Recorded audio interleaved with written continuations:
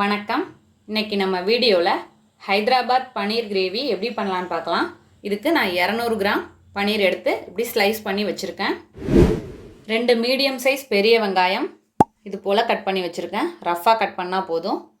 ஒரு பெரிய தக்காளி ரஃப்பாக கட் பண்ணது, கொஞ்சமாக கொத்தமல்லி தழை, கொஞ்சம் புதினா இலை, இதில் 2 பச்சை மிளகாய், 5 பூண்டு பல், ஒரு சின்ன துண்டு இஞ்சி பொடியாக கட் பண்ணது, இதில் ஒரு 3 டேபிள் ஸ்பூன் அளவுக்கு காய்ச்சின பால் எடுத்து வச்சுருக்கேன்.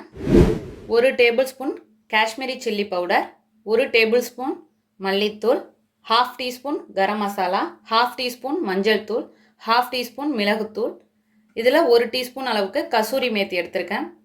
3 டேபிள் ஸ்பூன் அளவுக்கு கெட்டியான தயிர் எடுத்திருக்கேன். தாளிப்புக்கு 2 வரமிளகாய், 1/2 டீஸ்பூன் சீரகம், 1/2 டீஸ்பூன் மிளகு, ஒரு சின்ன துண்டு பட்டை, 2 ஏலக்காய், 2 கிராம்பு, உப்பு தேவையான அளவு, எண்ணெய் தேவையான அளவு. இப்போ எப்படி செய்யலான்னு பார்க்கலாம். ஒரு ஃப்ரை பேன் எடுத்திருக்கேன். இதில் 1 டேபிள் ஸ்பூன் அளவுக்கு எண்ணெய் சேர்த்துட்டேன்.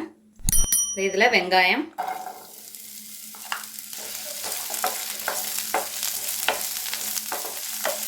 வெங்காயம் நல்லா வதங்கட்டும். இப்போ வெங்காயம் பாதி அளவு வதங்கியிருக்கு. இந்த ஸ்டேஜில் பச்சை மிளகாய், இஞ்சி, பூண்டு 3ஐயும் சேர்த்துடலாம்.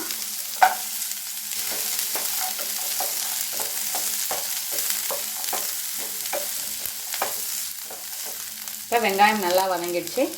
இப்போ தக்காளி,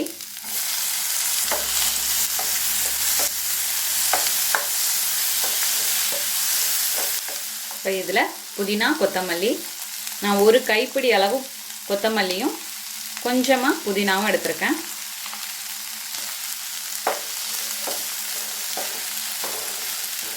புதினாவும் கொத்தமல்லியும் சேர்த்த பிறகு ஒரு நிமிஷம் ஃபுல்லாக வதக்கினா போதும். ஒரு 30 செகண்ட்ஸ் வதக்கினா போதும். இப்போ வதங்கிடுச்சு. ஸ்டவ்வை ஆஃப் பண்ணிடலாம். இப்போ இது ஆறட்டும். இப்போது நம்ம வதக்கி வச்சுருந்த வெங்காயம் தக்காளி ஆறிடுச்சு. அதை நான் மிக்ஸி ஜாரில் சேர்த்துட்டேன். இதோட கசூரி மேத்தி, இதோட தயிர், இப்போ எல்லாத்தையும் சேர்த்து அரைச்சி எடுத்துகிட்டு வந்துடலாம். இப்போ அரைச்சி எடுத்துகிட்டு வந்தாச்சு. நல்ல பேஸ்ட்டாக அரைச்சி எடுத்துகிட்டு வந்தாச்சு. இப்போ ஃப்ரை பேன் எடுத்துக்கிட்டேன். இதில் ஒரு 2 டேபிள் ஸ்பூன் அளவுக்கு எண்ணெய் சேர்த்துக்கிறேன். இப்போ எண்ணெய் சூடானதும் நம்ம கட் பண்ணி வச்சுருக்க பன்னீரை இதில் எல்லா பக்கமும் ஷாலோ ஃப்ரை பண்ணிக்கலாம். எல்லா சைடும் வேகிற அளவுக்கு திருப்பி விட்டு ஃப்ரை பண்ணி எடுத்துக்கலாம். இந்த கோல்டன் ப்ரௌன் வரணும், அவ்வளோதான். ரொம்ப கருகிடாமல் இந்த கலர்லேயே பார்த்து எடுக்கணும். மீடியம் ஃப்ளேம்லேயே வச்சுக்கலாம். இப்போது எல்லா பக்கமும் ஓரளவு ஃப்ரை ஆயிடுச்சு. இதை அரிச்சு எடுத்துடலாம். இப்போ நம்மளோட பன்னீர் ரெடி ஆயிடுச்சு. இப்போ அதே பேன் இருக்கட்டும். இப்போ இதில் நம்மளோட தாளிப்பான ஐட்டம்ஸை சேர்த்துடலாம்.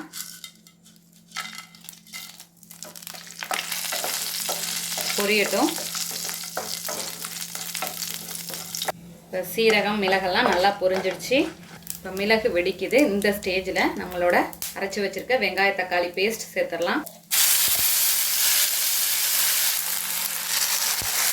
நல்லா மிக்ஸ் பண்ணியாச்சு.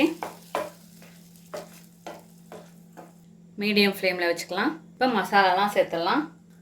மஞ்சள் தூள், மிளகாய்த்தூள், மல்லித்தூள், கரம் மசாலா,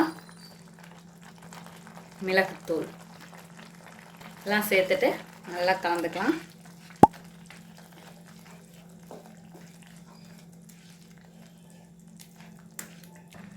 இப்போ நல்லா கலந்தாச்சு. மூடி போட்டாச்சு. ஃப்ளேமை ரொம்ப கம்மி பண்ணிக்கோங்க. ஒரு 5 மினிட்ஸ் கொதிக்கட்டும். இப்போ 5 மினிட்ஸ் ஆயிடுச்சு. ஓப்பன் பண்ணி காட்டுறேன். இப்போ உங்களுக்கே தெரியும் நல்லா கலர் சேஞ்ச் ஆகிருக்கு. இல்லை கொஞ்சம் தண்ணி சேர்த்துக்கலாம். இப்போ ஃப்ளேமை மீடியம் ஃப்ளேமில் மாற்றிக்கோங்க. மாற்றிட்டு ஒரு 2 நிமிஷம் கொதிக்கட்டும். இப்போ 2 நிமிஷம் ஆகிடுச்சு. இதில் பால் சேர்த்துடலாம். பால் சேர்த்துட்டு நல்லா கலந்துக்கலாம். அது காய்ச்சின பால், அதனால் கொதிக்கணும்னு அவசியம் இல்லை. இப்போ நம்ம ஃப்ரை பண்ணி வச்சுருக்க பன்னீரை இதில் சேர்த்துக்கலாம்.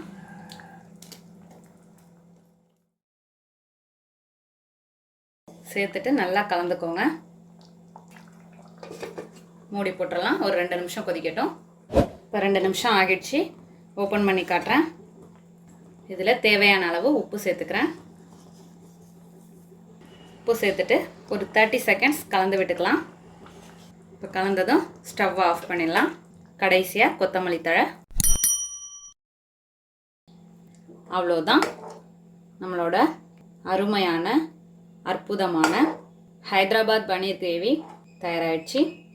இதே போல் நீங்களும் உங்கள் வீட்டில் செஞ்சு பார்த்துட்டு எப்படி வந்துச்சுன்னு கமெண்ட்டில் சொல்லுங்கள். தேங்க்யூ.